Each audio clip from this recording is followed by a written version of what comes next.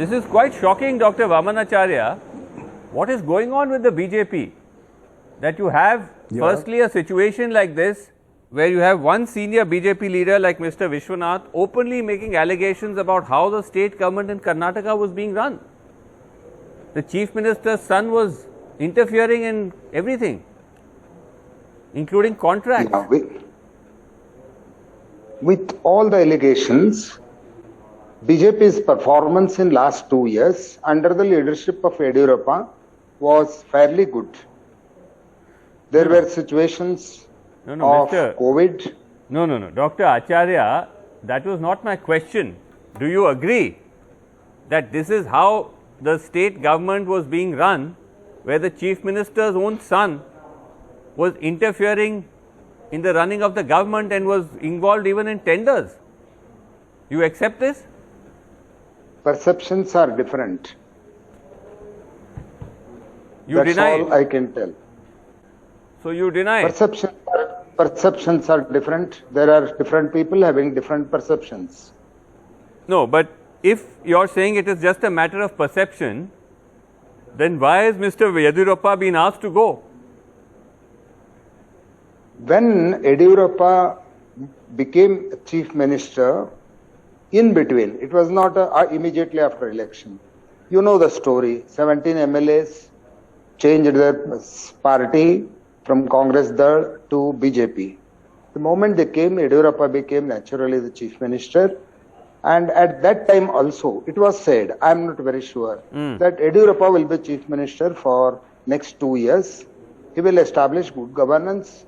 And just 2 years before the next election, some new Chief Minister will be put so that we can do well and go to next election. This was supposed to be the agreement. Under this agreement, Yediyurappa has resigned. But Mr. Vamanacharya, this is very undemocratic of the BJP, because you always accuse the Congress of being centrally, high command culture. Why would an elected Chief Minister be only given 2 years? Why not a full term?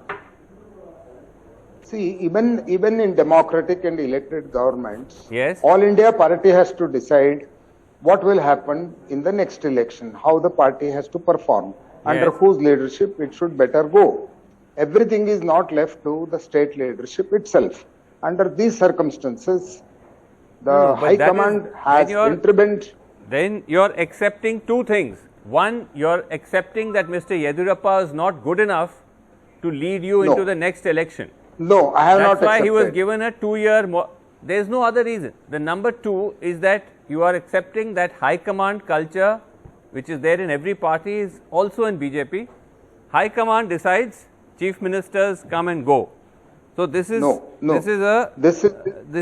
fully disagree with this. This is what seems to be.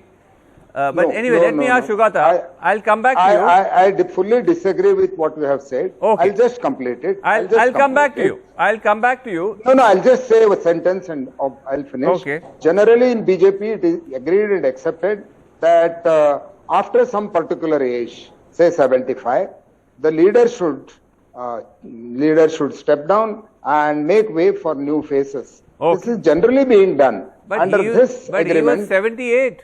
He was already he was 78. He had already crossed that retirement age. Under only a very special circumstances, he was made chief minister because there was nobody else, and he was needed, badly needed at that time. My God, he did all this circus, and he Dr. became Vamanacharya, the chief you're making one concession after the other. Now you're saying BJP didn't have anybody else.